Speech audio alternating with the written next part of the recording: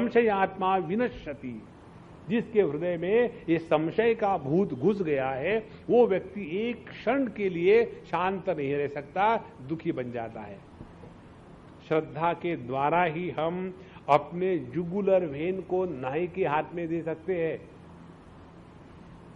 जब आजकल पता नहीं लोग जाते हैं कि नहीं, दाढ़ी बनाने के लिए हम लोग नाई के पास जाते हैं, तो वहां जाने के बाद उसके हाथ में बहुत तेज वस्त्रा होता है और उसके सामने ऐसे बैठती है, हाँ शुरू करो। उसके समय कौन सी शक्ति है जो हमको वहां रखती है? उस चक्कू से वो गर्दन काट देगा तो करोगे क्या? विचार करो। लेकिन उस समय हमको मालूम है नहीं नहीं ये काटेगा नहीं, ये केवल बाल ही निकालेगा। तो ऑर्डिनरी चीज दाढ़ी बनाने के लिए वहां यदि हमारे मन में संशय है तो हम नहीं बैठ सकते। इसी प्रकार से अन्यश्च अश्रद्धानश्च संशयात्मा विनश्यति न अयम लोकः अस्ति। उस व्यक्ति के लिए इस जीवन में भी सुख नहीं है और न सुखम न संशयात्मना। तो उस व्यक्ति को इस जीवन में सुख भी नहीं मिलेगा, अगले जीवन में सुख नहीं मिलेगा, क्योंकि वो संशयात्मा है। इसीलिए अब आखिरी 2 श्लोक अर्जुन को इस सभी अध्याय का निचोड़ उपसंहार सारांश बताते हैं। योग संन्यस्त कर्माणम ज्ञान संच्छिन्न संशयम आत्मवंतम न कर्माणि निबध्नन्ति धनंजय। हे धनंजय, धन माने साधन। जिसने अपने जीवन में साधना करी है या करना चाहते हैं, ऐसे साधक को भगवान बता रहे हैं। क्या बताते हैं? योग संन्यस्त कर्माणम कर्माणि न निबध्नन्ति। दूसरी बात, ज्ञान संच्छिन्न संशयम कर्माणि न निबध्नन्ति। और तीसरी बात, आत्मवंतम न कर्माणि निबध्नन्ति। ये 3 बातें हैं जिसके द्वारा हम कर्म के बंधन में नहीं आएंगे। एक एक बात ले ले। पहले योग संन्यस्त कर्माणम, जिसने अपने जीवन में योग की समझदारी के साथ कर्म का त्याग कर दिया है। कर्म का त्याग करना माने निकम्मा बनना नहीं। कर्म के त्याग की बात भगवान ने इसी अध्याय में हमको 18वें श्लोक में बताई थी। वहां भगवान ने कहा था, कर्मणि अकर्म यहां पश्येत अकर्मणि च कर्म यहां स बुद्धिमान मनुष्येषु स युक्तः स कृष्ण कर्म कृत। जिसने कर्म अकर्म विकर्म इसके तत्व को पहचाना है और पहचानने के बाद अपने जीवन में इन 3 चीजों को लाया है। पहली चीज है कर्मणि अकर्म यहां पश्येत, जिसने कर्म में आनंद का अनुभव किया है। अकर्मणि च कर्म यहां, जिसने निकम्मेपन का त्याग कर दिया है। और ऐसा व्यक्ति बुद्धिमान है, अपने समझदारी के साथ जीता है, वही योगी है और वही सभी कर्मों के बंधनों से छुटकारा पा लेता है, अन्यथा नहीं। दूसरी बात, ज्ञान संच्छिन्न संशयम, जिसने समझदारी के साथ अपने आप को पहचान लिया है कि किसी भी हालत में मैं कर्तृत्वाभिमानी नहीं हो सकता हूं।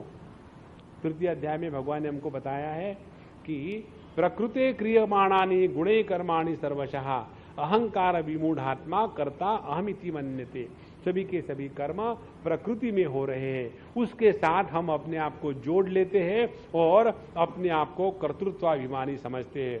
जिस प्रकृति के विकृति के साथ हमने अपने को जोड़ा नहीं है वो पाप पुण्य निर्माण नहीं करता।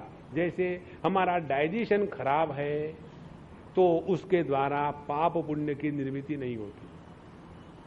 हमने एकादशी होते हुए भी चावल खाया, अरे रे रे बहुत पाप हो गया, एकादशी हमारी टूट गई। तो खाने के साथ कर्तृत्वाभिमान बना तो पाप की निर्मिति हो गई। इसीलिए यहां जो कहते हैं ज्ञान सच्छिन्न संशयम, समझदारी के साथ सभी संशय निकल गए हैं। हम किसी भी हालत में कर्तृत्वाभिमानी नहीं है, भोक्तृत्वाभिमानी भी नहीं है। कर्म किए जाते हैं, होते हैं प्रकृति में और भोगने वाला है परमात्मा। हम बीच में कहां से टपक पड़े? इसीलिए ज्ञान संचिन्न संशयम। तीसरी बात, आत्मवंतम, जिसने इस प्रकार से अपने आप को पहचान लिया है, ऐसे व्यक्ति को किसी भी प्रकार के कर्म का बंधन नहीं होता। इसीलिए आखिरी श्लोक, तस्मादज्ञान संभूतम हृस्तम ज्ञानासीनात्मनः छित्वैनं संशयं योगम् आतिष्ठोतिष्ठ भारत। तस्मात्, इसीलिए हे अर्जुन, तस्मात् अज्ञान संभूतम हृस्थम एनम संशयम ज्ञानासीनात्मनः छित्वा, इसीलिए तुम्हारे हृदय में रहने वाला यह जो संशय है उसको ज्ञान के खड्ग से काट के डालो। और ज्ञान का खड्ग क्या है? अपने आप को पहचानो। जब तक हम अपने आप को नहीं पहचानेंगे तभी तक कर्म का बंधन है। जहां हमने अपने आप को पहचान लिया, कर्म का बंधन उसी क्षण समाप्त हो जाता है। इसीलिए ज्ञान के खड्ग के द्वारा हृदय में रहने वाला ये संशय काट डालो। कौन सा संशय था अर्जुन के मन में? अर्जुन के मन में ये संशय था कि मैं अपने दादा को मारने वाला हूँ, मैं अपने गुरु का मारने वाला हूँ, इसीलिए मुझे पाप लगेगा और ये पाप का जिम्मेवारी पूरे मेरे पर आ जाएंगी। उसके बाद मैं नरक में जाऊँगा और मुझे वहाँ का एटमॉस्फेयर पसंद नहीं है, तो क्या करूँ? इसीलिए मैं युद्ध ही ना करूँ तो सब बात छुट्टी हो जाएगी। इसीलिए संशय हमारे हृदय में जब आ जाता है अपने स्वरूप के बारे में, तब हम कर्तृत्वाभिमानी बन जाते हैं। और जहां कर्तृत्वाभिमानी बन गए वहां पाप पुण्य की, सुख दुख की, प्रारब्ध की, राग द्वेष की निर्मिति होगी और उसी में हम बंधे रहेंगे।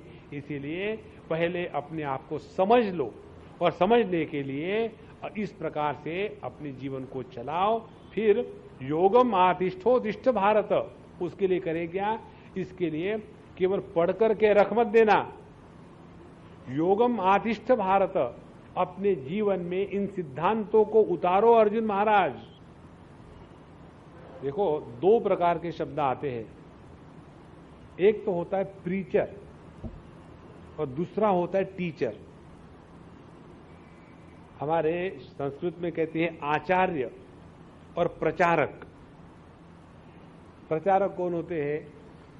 कि जैसे समझो मेरे जैसा आदमी हो और उसको ब्राह्मी आंवला तेल बेचना हो, तो बेच पाएगा? क्योंकि वो प्रचार नहीं कर पाएगा। तो क्या करेगा? अपने साथ एक अच्छे बाल वाली को ले जाएगा। देखो, इसके बालों का राज है ब्राह्मी आंवला तेल। प्रचार करेगा, उसने अपने जीवन में उसका आचरण थोड़ी किया है। और आचार्य कौन होते हैं? जिन्होंने इस ज्ञान को अपने जीवन में आचरण करके उसका डेमोन्स्ट्रेशन किया है, उसी को कहते हैं प्रीचर और टीचर। हम लोगों को जो म्यूजिक पढ़ाने वाले होते हैं वो म्यूजिक टीचर होते हैं कि प्रीचर होते हैं? तो म्यूजिक टीचर होते। क्यों? कि वो म्यूजिक का ज्ञान उनमें है और उसको वो अभिव्यक्त करते हैं। उसी प्रकार से यह ज्ञान हमको अपने जीवन में उतारना है, केवल उसको बोलना मात्र नहीं है। जहां हमने अपने ज्ञान को जीवन में उतारा तो उस ज्ञान का बोझा नहीं रहता। जिस ज्ञान का बोझा नहीं रहता उसको कहते हैं ज्ञान का लाइट, और जिस ज्ञान का बोझा रहता है उसको कहते हैं पांडित्य। पांडित्य के द्वारा हम अपने आप को लोगों के सामने ऐसा प्रस्तुत करना चाहते हैं कि मालूम है अज्ञानियों, आपको कुछ नहीं आता, अध्ययन करो, अध्ययन करो, संस्कृत पढ़ो, घूम फिरा करके संस्कृत पढ़ो। एक बार एक संस्कृत के प्रेमी हमारे पास आ गए और हमको, स्वामी जी आप संस्कृत में बात करिए हमसे। हमने कहा था भाई हमको बम्बई की हिंदी आती है, बाकी कुछ नहीं आता, संस्कृत में तो बोलना आता ही नहीं। बोले फिर आप कैसे भगवत गीता पढ़ाते हो? हमने कहा संस्कृत में थोड़ी पढ़ाते, हिंदी में पढ़ाते। लेकिन देखो, संस्कृत तो आनी ही चाहिए।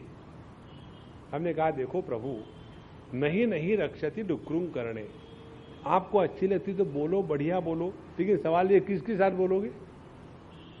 अगला समझने वाला भी तो होना चाहिए। महात्म्य है सुंदर विचारों का, महात्म्य भाषा का नहीं है। महात्म्य है अच्छे डॉक्टर का, ये डॉक्टर हिंदू है कि पारसी है कि गुजराती है कि मारवाड़ी है। सवाल ये है कि वो हमारा हार्ट काट करके अंदर ही रखता है कि ले जाता है, सवाल उस बात का है। इसीलिए तत्व के चिंतन में इस सभी दुराग्रह का त्याग करके इस ज्ञान को अपने हृदय में उतारें, इसी के द्वारा हम अपने आप का भला कर सकते हैं। इसलिए योगम आतिष्ठ उत्तिष्ठ भारत, इसलिए अर्जुन अब उठो, ये रोना धोना बंद करो और इस काम में लग जाओ। इसके साथ साथ ही चतुर्थ अध्याय समाप्त होता है। ओम तत्सदिति श्रीमद्भगवद्गीतासु उपनिषत्सु ब्रह्म विद्यायां योगशास्त्रे श्रीकृष्णार्जुन संवादे ज्ञान कर्म संन्यास योगो नाम चतुर्थोऽध्यायः। यह भगवद गीता जो उपनिषद स्वरूप है, जिसमें ब्रह्म विद्या बताई है, जिसमें ब्रह्म विद्या को प्राप्त करने का योग भी बताया है, जो भगवान श्री कृष्ण और अर्जुन के संवाद के रूप में है। और यह जो चतुर्थ अध्याय है, इसका नाम है ज्ञान कर्म संन्यास योग। ज्ञान के द्वारा कर्म का संन्यास करना ही योग है। इस प्रकार से हमने चतुर्थ अध्याय पूरा किया। ओम पूर्णमदः पूर्णमिदं पूर्णात् पूर्णमुदच्यते पूर्णस्य पूर्णमादाय पूर्णमेवावशिष्यते। ओम शांति शांति शांति। हरि ओम।